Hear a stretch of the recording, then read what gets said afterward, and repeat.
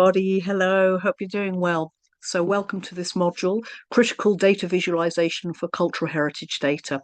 Now, in this module, I'm really inviting you to think about different ways in which you might represent any data that you have gathered, created, analysed during this school. So, for example, this here, you might recognise this. It's Lego, but yes, it's a normal distribution or a kind of a curve in which we see the tendency, the central tendency here and the outliers here.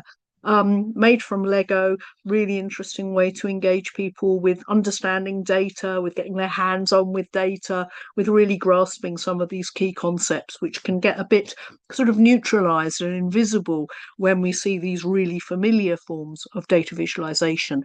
There's nothing wrong with them, but I think it's really exciting to think about more exciting, creative, imaginative ways in which we can analyze data, but also be with data, deconstruct it, be aware of some of the risks of reductionism associated with quantitative analysis, for example, or understanding how data can be misrepresented through these kind of formats or any format. So that's what I'm inviting you to embrace.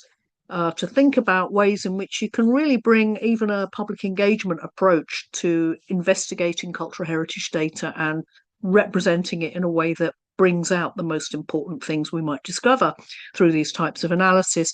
I've spent quite a lot of time working with the Titanic data set.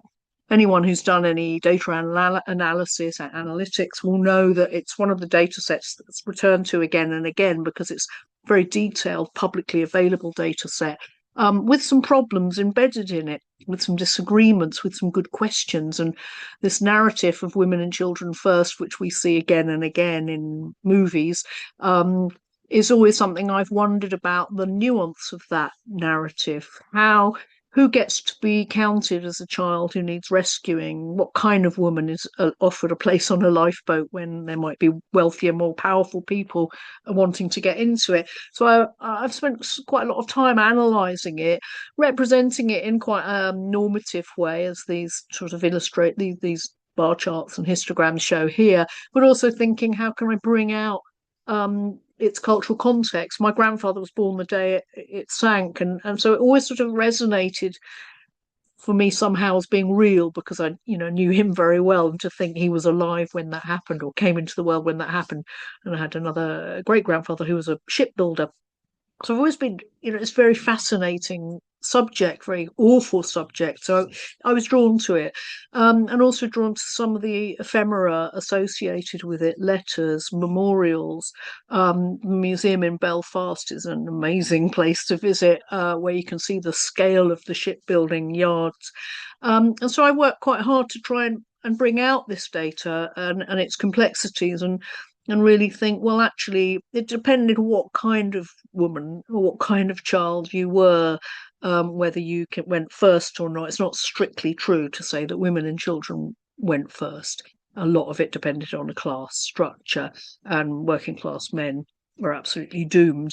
So I think it was a really interesting piece of work. Here it is my analysis. So I really want you to think about ways you can do this. There's loads of inspiration.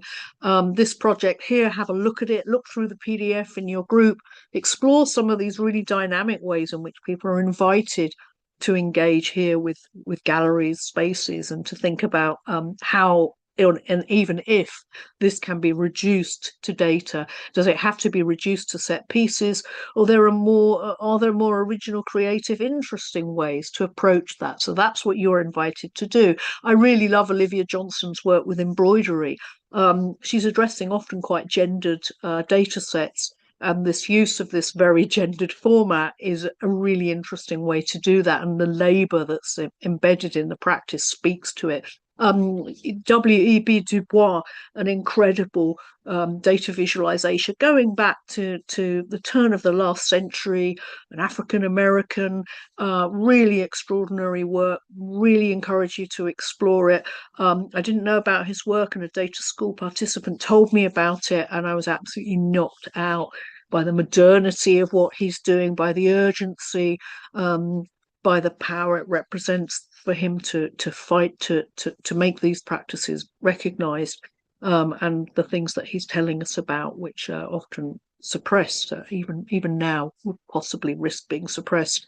So really, really interesting example. See how they're handmade as well. Didn't need software. There was no software for him to do this. But what he's done is every bit as powerful as any software, contemporary software could produce. So and then there's Jamie Serra Palau. I really like how creatively he jolts our typical experience of data, which we may not even sort of feel anymore when we look at bar charts and histograms. There's a danger they're so familiar, so pervasive, they don't mean anything to us. So he's got this really defamiliarizing approach to data visualization. There's something very tactile as well about his formats.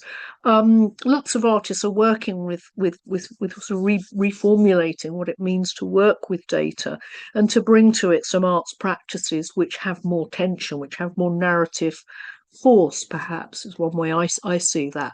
So we're saturated with this kind of representation or the assumptions of that, but they might hide something which this book, Critical Data Visualization, does very, very well, which is expose, A, it's not ahistorical, it's part of historical trajectories, and B, there are ways in which data can be misleading, essentializing. There are many dangers entangled with data visualization, and we need to be aware of them. It's been around for a long time, as you can see if you look at the PDF. You may know already about things like these Quipoofs, we're probably mispronouncing it.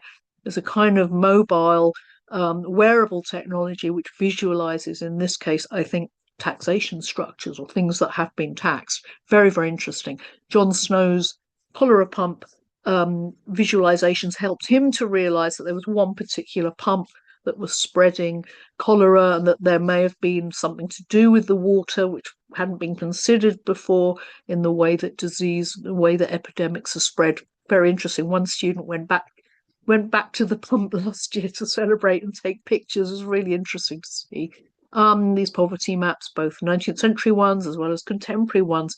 Very, very interesting. But I want you to look at this in your own time and then think about the creativity to come up with these. Even Florence Nightingale, very famous nurse, invented this way to display data, really in some ways to raise more money for her own projects. Very compelling way to convince people that there was a connection, say, between sewage and the survivability of certain surgeries, certain injuries. So very, very interesting work. But I invite you to really think, how else can you represent data, and how else can you engage with that as a process with participants? What might you do with them? These interfaces can be really useful. Highly recommend looking at Data Wrapper and Flourish. You can produce really nice looking diagrams very quickly. They look very professional. But do they hide things? Do they allow us to have a kind of discourse with data? This book, it's a great book, and it has this idealized pipeline for representing data, acquiring it and filtering it. And that's, I agree with that. That's useful. But I again think, what is it hiding around what data is collected? What does it mean to omit other parts of the collection? How was it collected? All these big questions that we invite you to think about throughout this school. I'm going to jump forward to something from Anne Alexander, who kindly allowed me to draw upon some of her ideas and materials. And this is really simple things like the scale of our axes in data visualization can tell very different stories. And we need to be aware of that when we're defining and designing the kind of scales that we use. We see on the left something looks quite lacking in variety, quite flat almost. And then on the right, something that implies a dramatic change, whether it's a good thing for a company that's increased its profits, or whether it's losses, or whether it's climate change. These two different narratives tell two different stories about the data. So we really have to be aware of that, and our options and our choices, and whether we're conveying a story that has integrity, or whether we're taking part in a manipulation or a manipulative impression of the data. We really have to embrace the difficulty of that. Again, here's another data set, looks very, very different. What's the forecast? Is it amazing, massive leaps forward in profit or losses, or is it a reasonably stable picture that we're looking at? See how this could be manipulated in describing political situations. Particularly around long-term data, longitudinal data, when we're looking at temperature changes, really different stories being told here. Now, it's not to say one's right and one's wrong, but to be aware that the way we present data changes the narrative, and it can do so very significantly. So have a look at this. It's really interesting, and also how even the ratios and the angles can convey a very different impression through sort of theories of perception almost about what is most significant, as this exploded view kind of exaggerates certain sections of this through their proximity, through the three-dimensionality itself. So be aware of this, and have a look at some of the tools. But really, I want you to explore these creative means to visualize data. It may be as simple as working out a scheme with a group. It could be that you propose to do something. It could be with kids, could be with adults. What unit does each, this is the smallest unit of Lego, what does that represent?